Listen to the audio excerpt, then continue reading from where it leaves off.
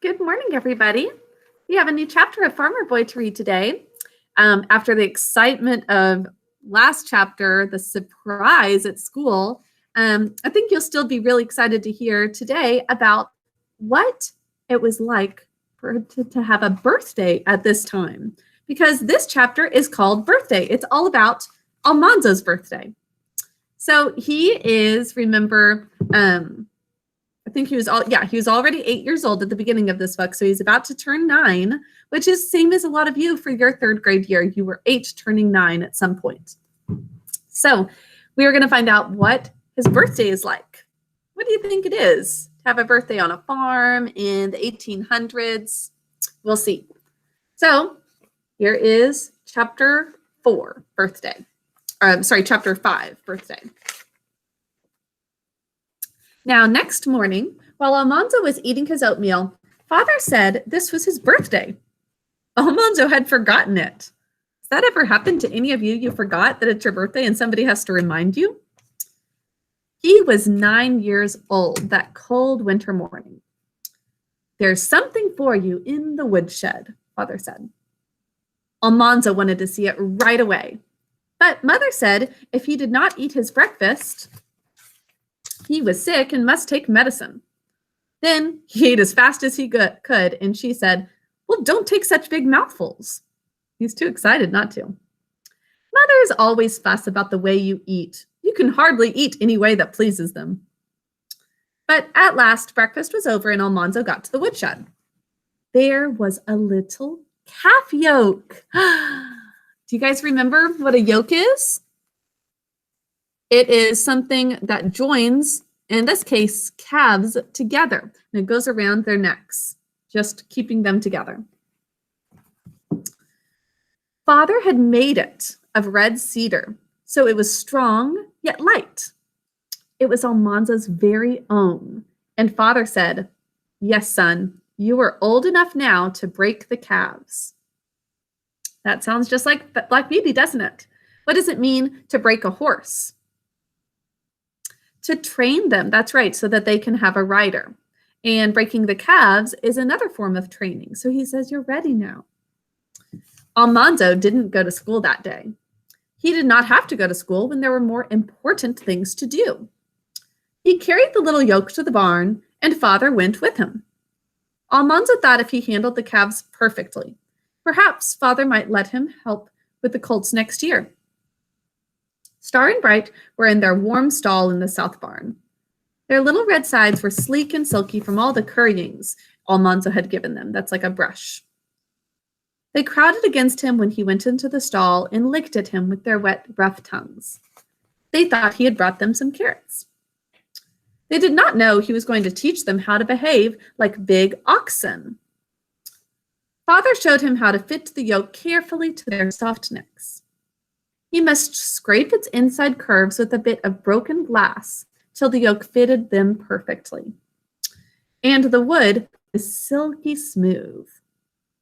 Then Almanzo let down the bars of the stall, and the wondering calves followed him into the dazzling, cold, snowy barnyard. Father held up one end of the yoke while Almanzo laid the other end on top of Bright's neck. Remember Bright and Star? Then Almanzo lifted up the bow under Bright's throat and pushed its end through the holes made for them in the yoke, so it kind of pushes right through. He slipped a wooden bow pin through one end of the bow above the yoke, and it held the bow in place. This is a picture of what some of those pieces would look like. So there's the yoke with the bow pins keeping it all in place.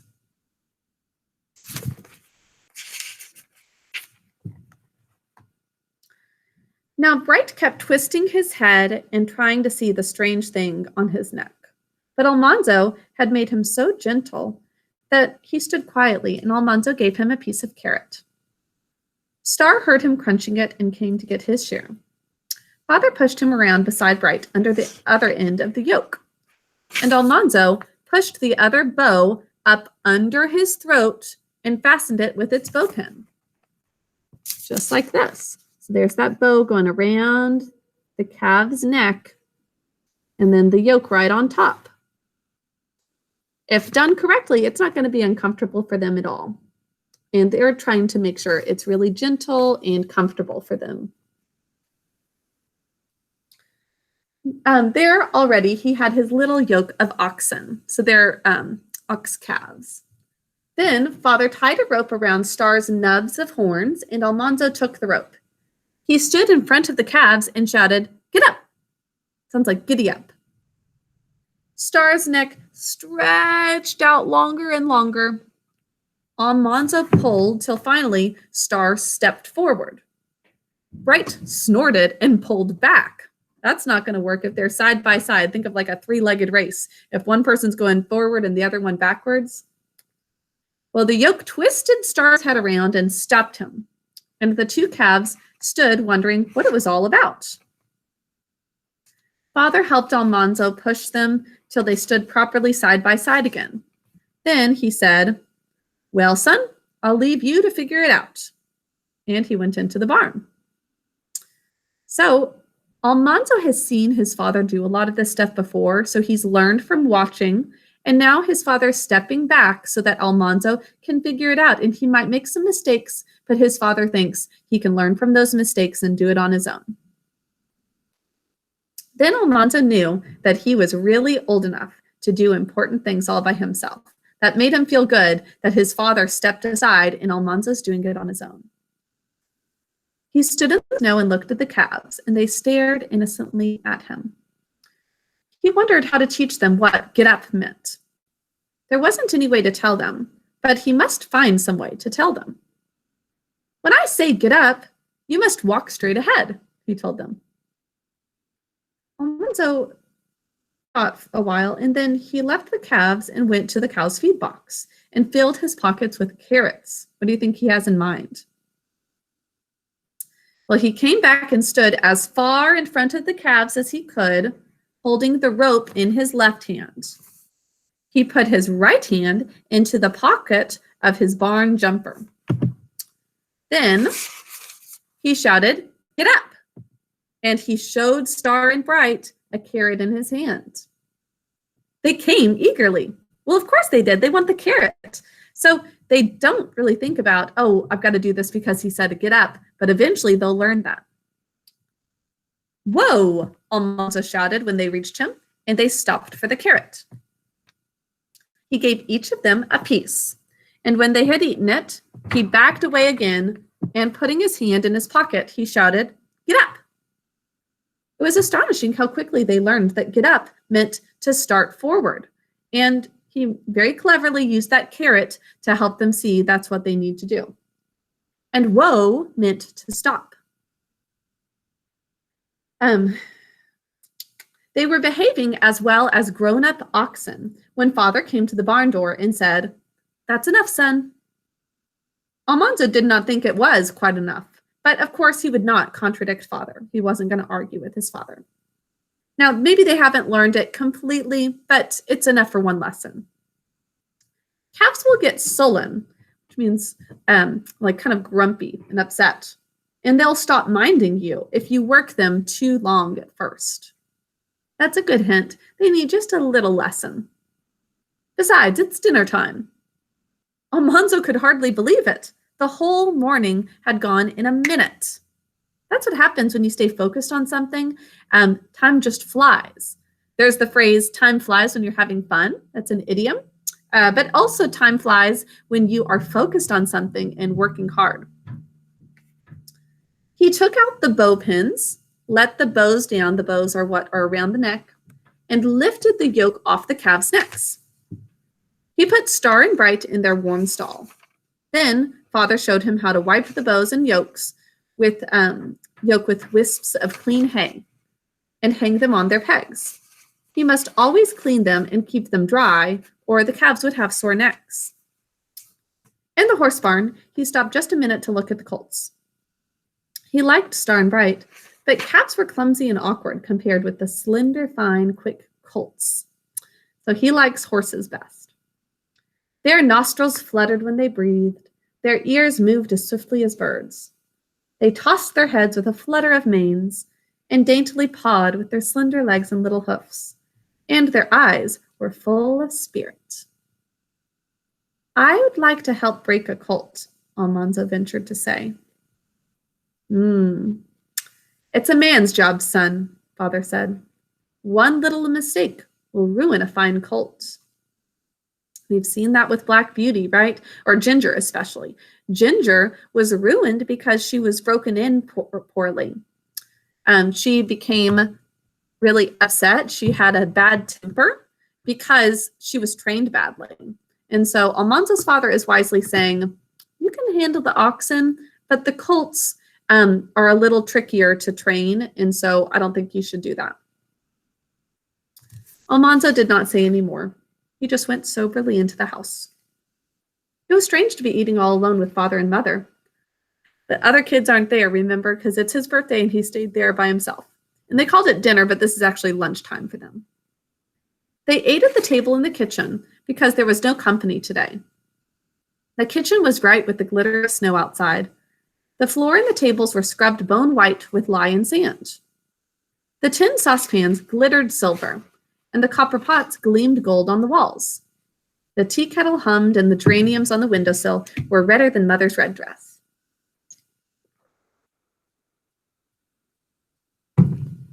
Almanzo was very hungry. He ate in silence, busily filling the big emptiness inside him, while Father and Mother talked. When they finished eating, Mother jumped up and began putting the dishes into the dishpan. You fill the wood box, Almanzo, she said, and then there's other things you can do. Almanzo opened the woodshed door by the stove. There, right before him, was a new hand sled.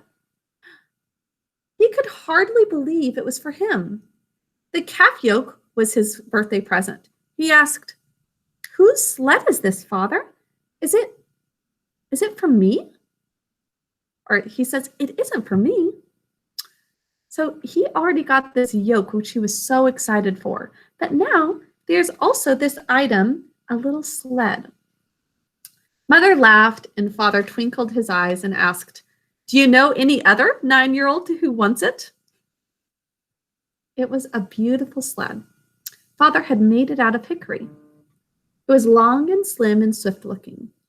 The hickory runners had been soaked and bent into long, clean curves that seemed ready to fly. Almanzo stroked the shiny, smooth wood.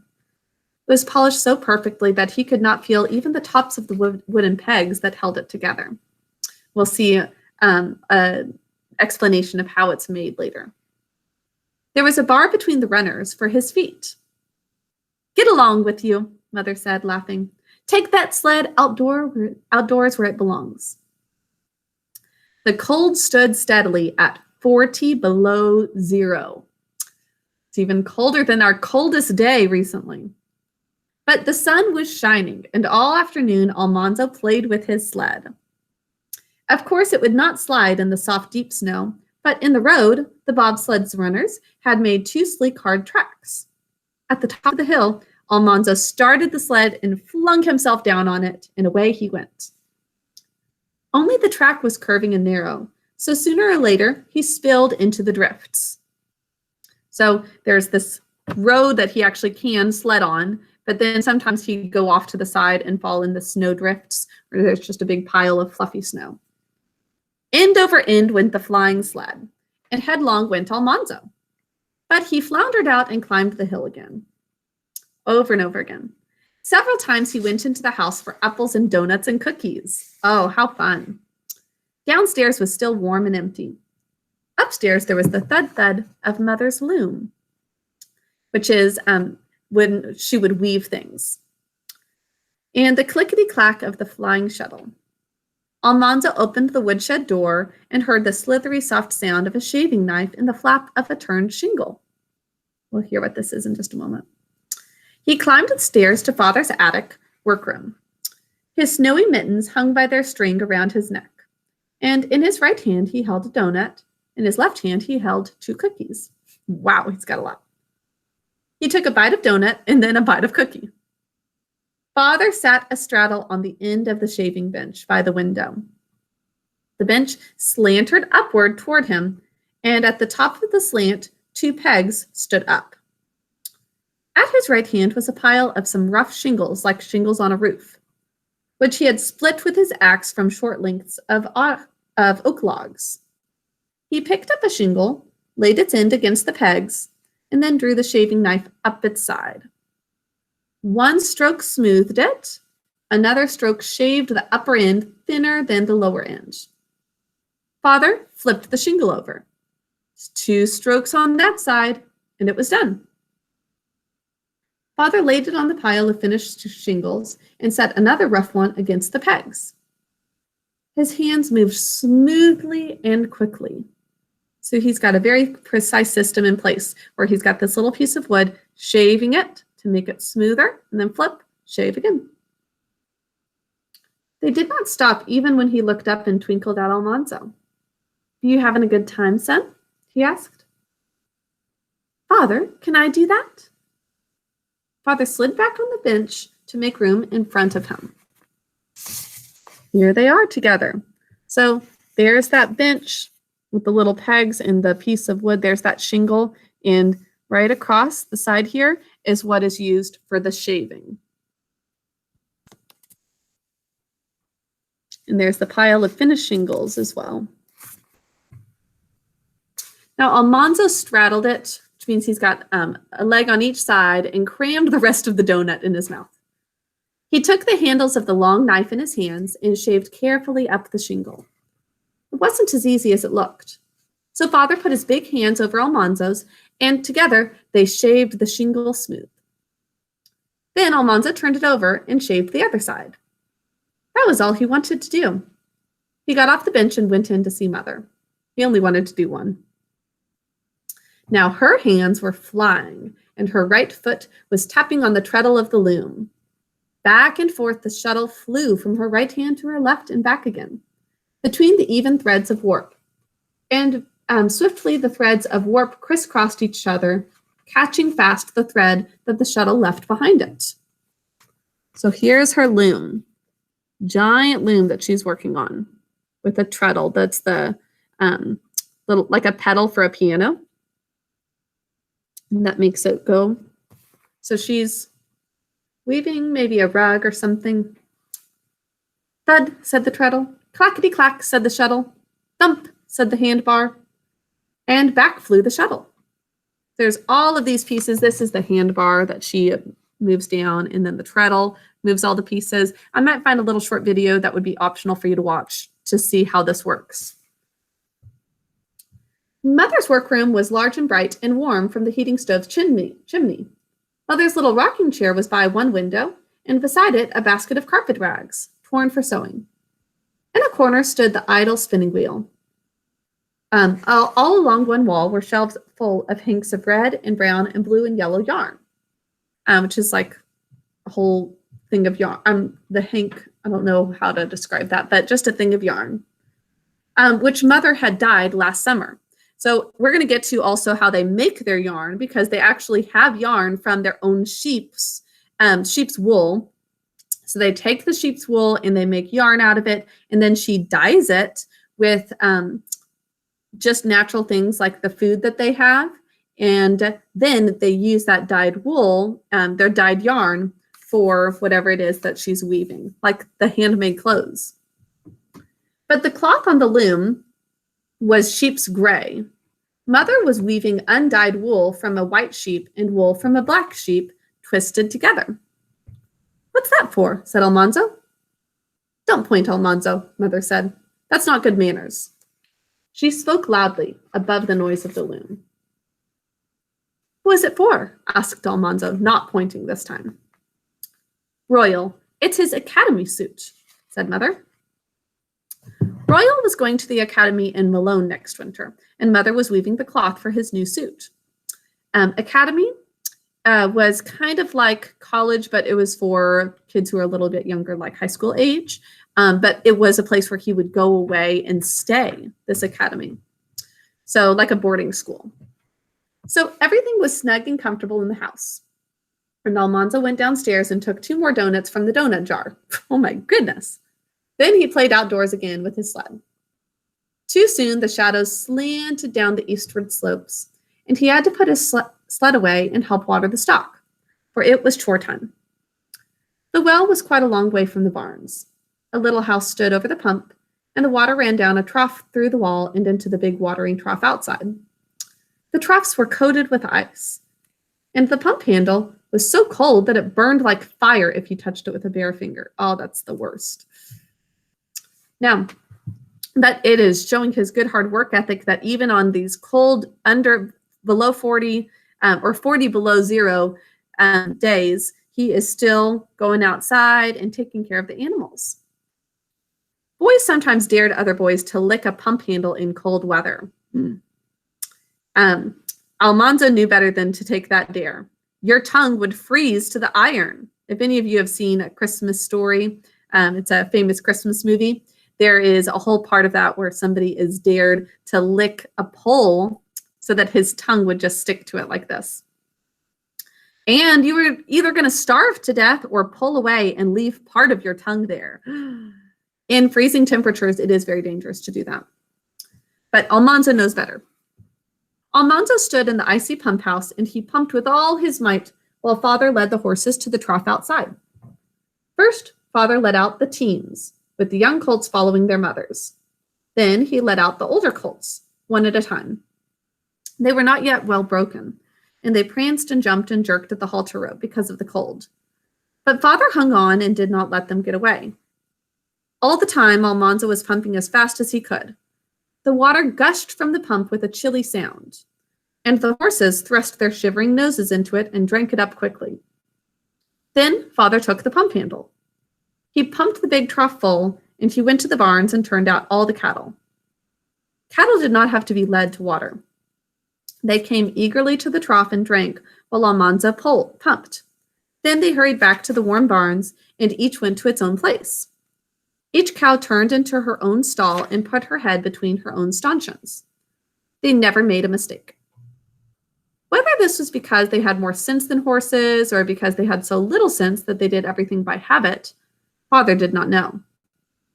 Now Almanzo took the pitchfork and began to clean the stalls, while Father measured oats and peas into the feed boxes.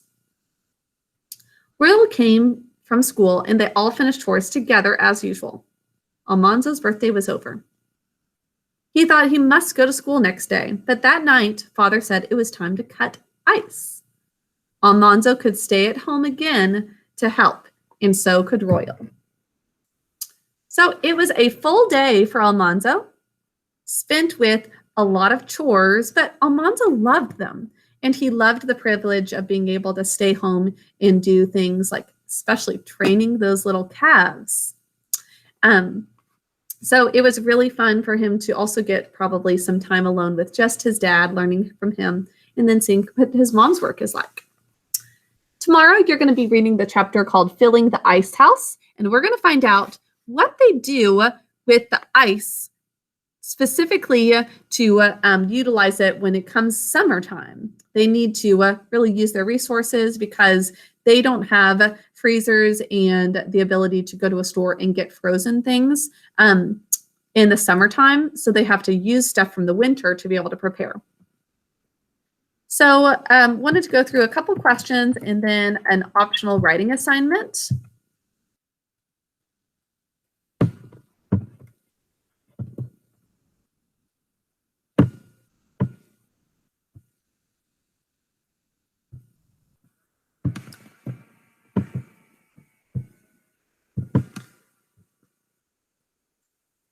Okay, so it says in the book that Almanzo now feels old enough to do important things by himself. Why do you think that is?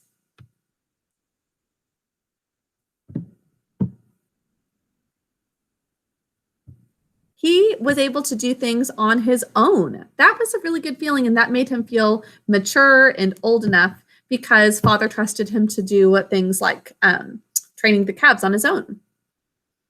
Why do you think Father stops helping him and goes into the barn? Father was doing that for a good reason. He was doing it to make sure that Almanzo could try things out on his own. That's the best way to mature, sometimes to do things on your own and not just have your parents there to help you for all of it. So it was really good for Almanzo. Father could have helped him, but he chose not to.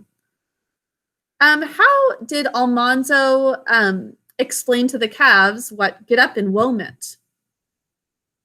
The carrots. He would have a carrot in front of them. When they needed to go forward, he said, get up with the carrot, and then whoa to stop them and give them the carrot. That was really smart.